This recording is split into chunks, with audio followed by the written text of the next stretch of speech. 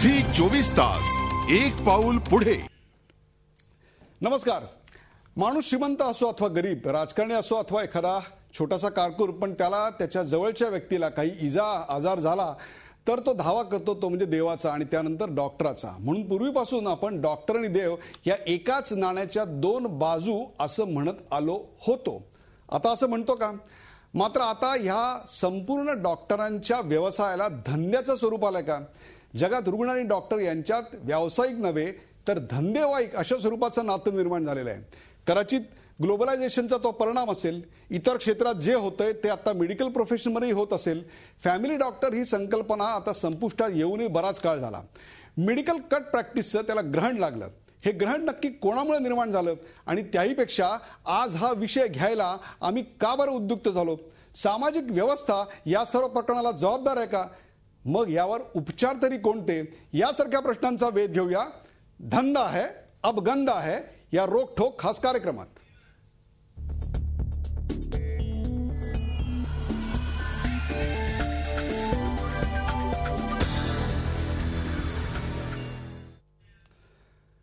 धंदा है अब गंदा है या कार्यक्रमात आज माझ्या सोबत आहेत डॉक्टर हिम्मतराव बावस्कर.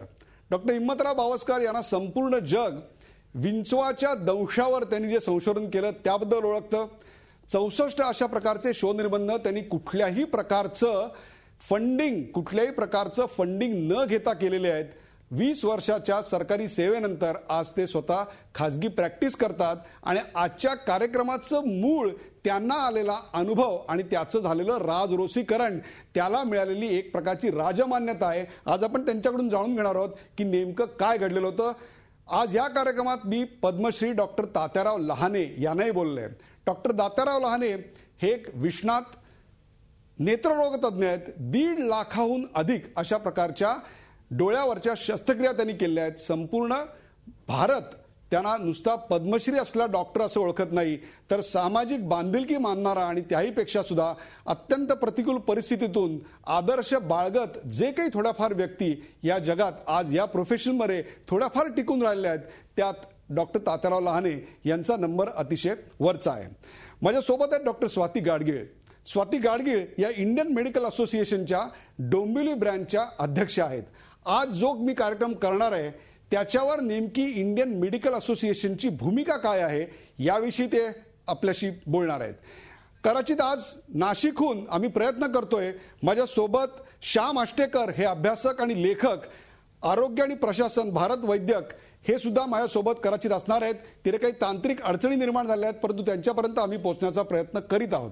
आज या कार्यक्रमात सुरुवातीला आपण पाहूया आजचा रोखठोक प्रश्न नेमका काय आहे.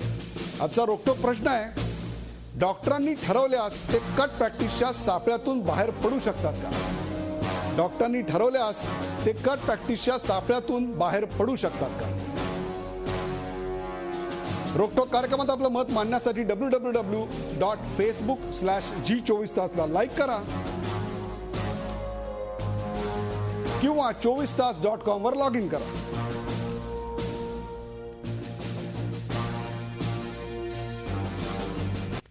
धंदा है अब गंदा है हा कार्यक्रम आम्ही आज का करतोय याला कारण डॉक्टर हिम्मतराव बावस्करांना आलेला अनुभव. हिम्मतराव, आज महाराष्ट्रातली करोडो जनता ज्याच्यातले अनेक आज पेशंट असतील त्यांना एकदा कळू द्या, तुम्हाला अलीकडे नुकताच तुमच्याच व्यवसायाबद्दल तुमच्याच व्यवसाय बंधूंकडून एका दुसऱ्या डॉक्टरांच्या व्यवस्थेकडून नेमका काय अनुभव आला? प्रथम मी G24 तासचं अभिनंदन करू इच्छितो कारण हा आत्मीयता प्रश्न त्यांनी अगदी प्रथम घेतला आहे आणि याला वाचा फोडली आहे. कारण धंदा है गंदा ह्या टायटलशी मी सहमत नाही. धंदा चांगला आहे, it's a medical profession, is a Nobel professional, पण तो आमच्या वागणूक तो गंदा झाला आहे. त्यामुळे आमची वागणूक कशी इथिकल आणि चांगली होईल आणि परत हा मेडिकल पण नोबेल प्रोफेशन कसं होईल याच्याकडे प्रत्येक डॉक्टरनी लक्ष वेधण्याचा आज वेळ आले.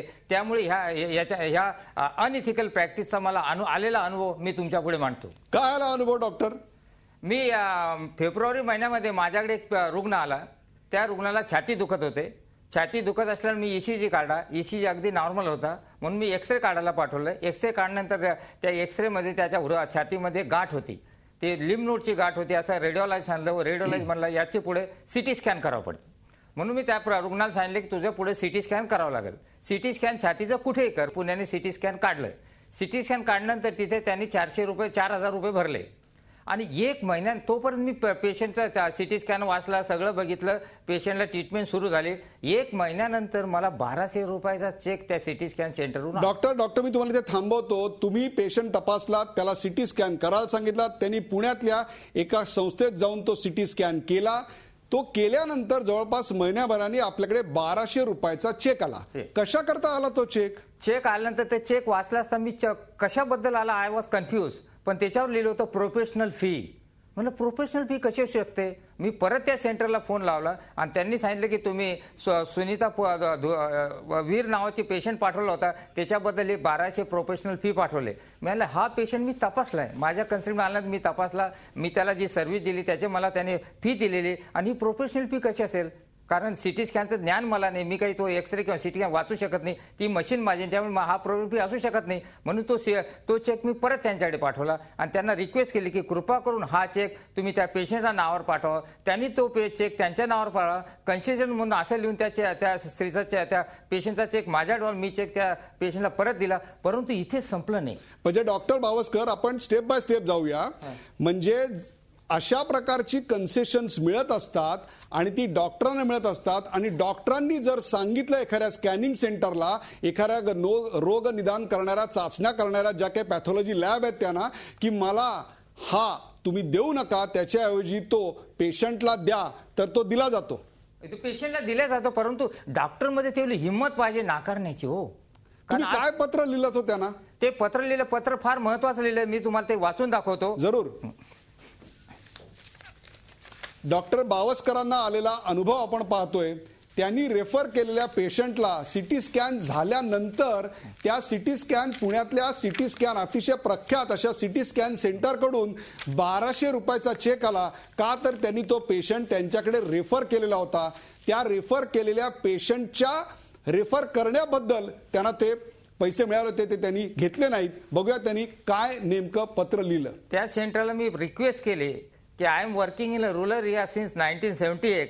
तेव्हापासून मी कट प्रॅक्टिस कधी कमिशन घेतलं नाही. मी केलेला संशोधन खर्चाने केलेला आहे. गव्हर्नमेंटचं काम इथे कोणत्याही संस्थेची मी मदत घेतली नाही. हा प्रोफेशनल फी माझ्या डेफिनेशन प्रोफेशनल फी की जेव्हा मी पेशंट तपासतो तेव्हाच ती प्रोफेशनल फी असते. मी चेक तुमच्याकडे पेशंट पाळले, ही professional it is a bribe cut practice and commissions.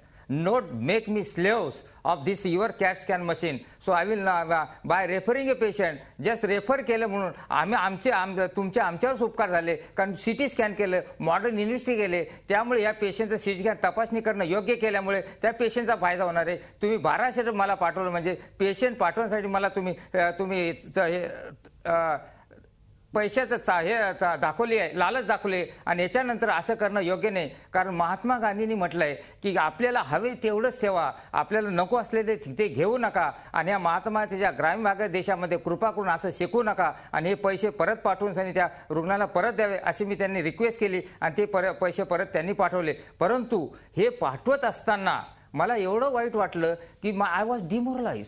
का हो? तुम्हाला डिमोरलाइज का झालं? तुम्ही हे काम केल्यानंतर, याच्या बातम्या पेपरमध्ये आल्यानंतर तुम्हाला तुमच्या वैद्यकीय व्यवसायातल्या किती डॉक्टरांचे अभिनंदनाचे फोन आले?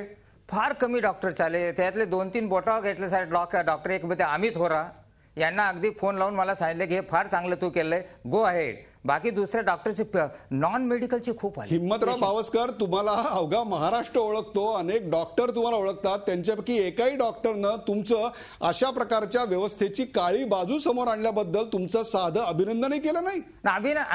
अभिनंदन करायची माझी अपेक्षाच नाही हो. कारण मी प्रवाहाच्या विरुद्ध चालत आहे. प्रवाहाच्या विरुद्ध जाणं हे मला ठोके बटणारच, मला त्रास होणारच. परंतु प्रवाहाच्या विरुद्ध जाण्याला कोणी पाठ थोपटत नसते. पाठ केव्हा थोपटला जाते? जेव्हा तो रस्ता त्यांना मोकळं होईल त्यावेळी ते पाठ थोपटल्या जाते. आता पाठ थोपटायची माझी अपेक्षा नाही. मी प्रवाहाच्या विरुद्ध चालतच जाणार. झी 24 तास, एक पाऊल पुढे.